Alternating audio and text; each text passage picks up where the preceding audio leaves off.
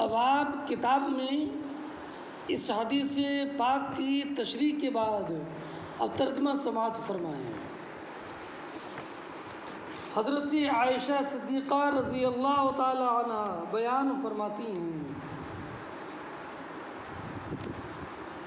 اول ما بدی به رسول اللہ صلی اللہ علیہ وسلم من الوحی الرؤیا الصالحہ فی النوم۔ الرؤیا الصالحہ فی النوم یہ خبر اولوں کی نبی کریم علیہ الصلاۃ والسلام پر وحی کا آغاز یہ خواب میں اچھے خواب تھے، نیند میں اچھے خواب تھے۔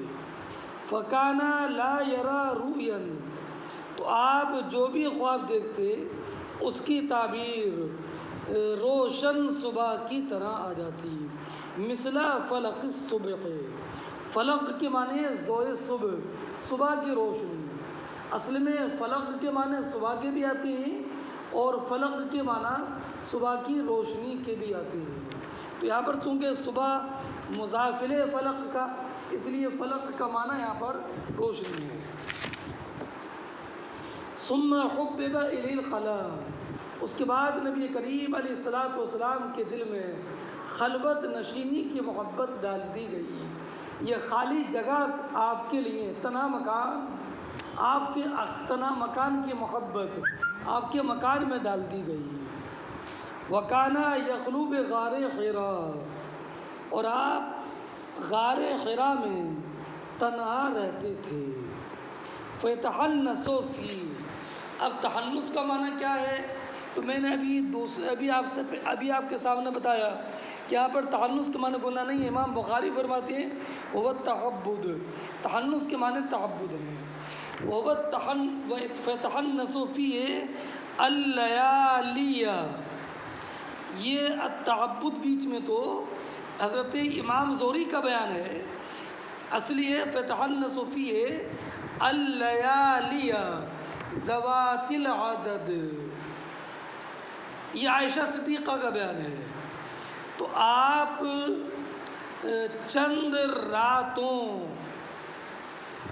اس غار میں عبادت کرتے، فیتحنس فیہ اللیالی۔ تو اب اس کا مطلب یہ نہیں کہ خالی رات میں عبادت کرتے تھے، دن میں نہیں، بلکہ مراد ہے اللیالی مع ایامہن۔ اب رائے کہ لیالی کا ذکر خاص طور پر کیوں کیا، ایام کا ذکر کیوں نہیں کیا؟ تو اس کی وجہ یہ کہ ریاضت اور مجاہدہ کے لیے شب رات یہ بہت بہتر وقت شمار ہوتا ہے، خلوت کے لیے، ریاضت کے لیے، مجاہدہ کے لیے، اس اعتبار سے لیالی کا ذکر ہے۔ اور ذوات العدد یہ یا تو یہ راتوں کے کم ہونے کو بتانے کے لیے ہے کہ صرف چند رات ہے نا، قبل ان ينزع الى، اپنے گھر آنے سے پہلے چند رات آتے گزارتے اور پھر آ جاتے۔ تو ذوات العدد یا تو ان راتوں کی قلت کو بتانے کے لیے ہے، یا ذوات العدد جیسے دراہم معدودہ، چند دراہم، اور یا ذوات العدد ان راتوں کی کثرت کو بتانے کے لیے ہے کہ غار میں ٹھہرنے کی راتیں بہت تھیں، اس لیے کہ کم راتیں گنی نہیں جاتی ہیں، وہ تو ویسے شمار میں رہتی ہیں، تو گننا یہ بتاتا ہے کہ راتیں کئی تھیں۔ قبل ان يرجع الى ويتزودوا لذلك، پھر آپ اس کے لیے توشہ لے کر جاتے ہیں۔ اس سے یہ معلوم ہوا کہ ساتھ میں توشہ رکھنا، اسباب سفر اختیار کرنا، کھانے پینے کے سامان کو اپنے ساتھ میں لے جانا، یہ توکل کے منافی نہیں ہے۔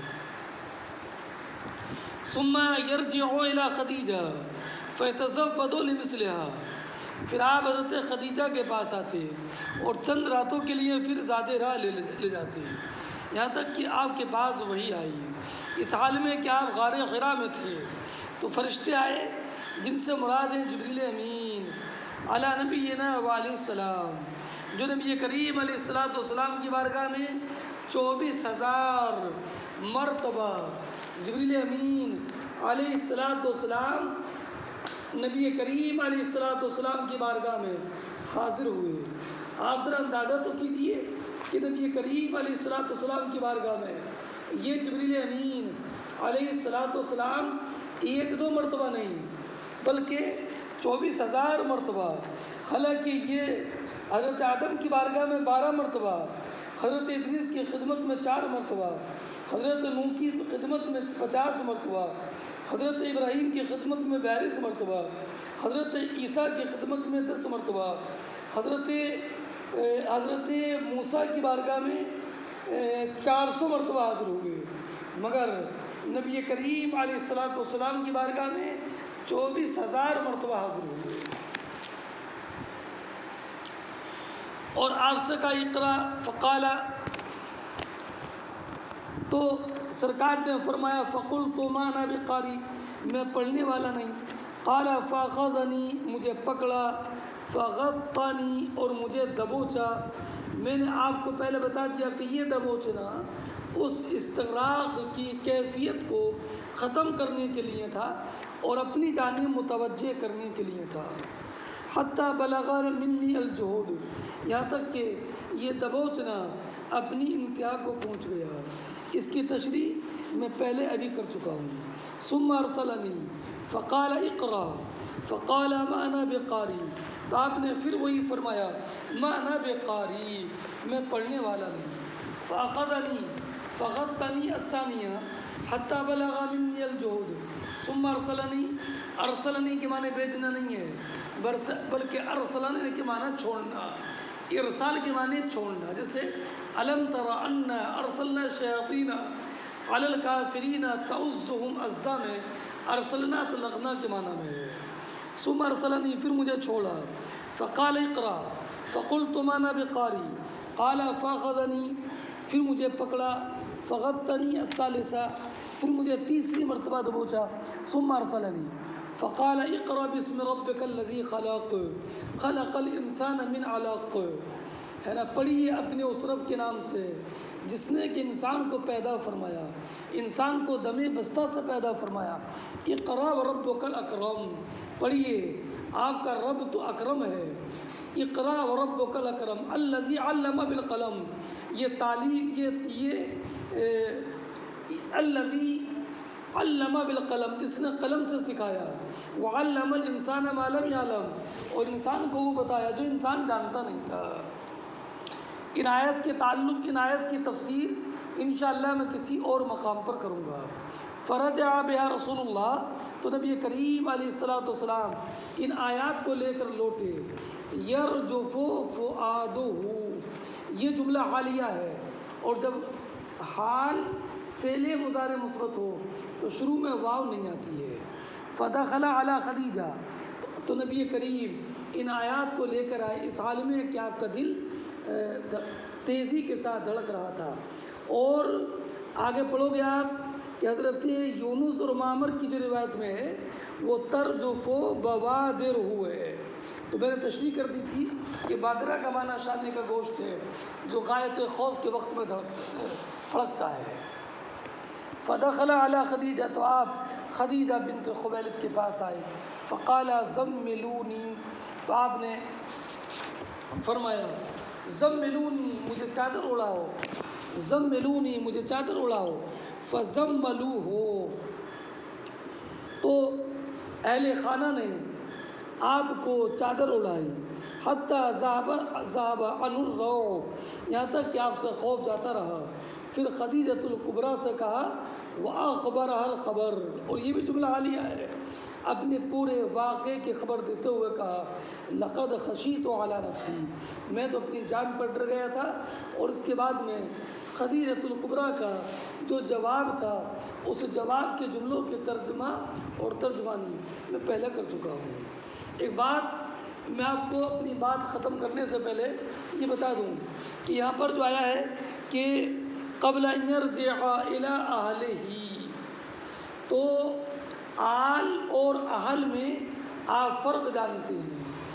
اہل الرجل اور آل الرجل دونوں کا معنی ایک ہے، گھر کے گھر والے۔ البتہ آل کا استعمال ہمیشہ اشراف میں ہوتا ہے اور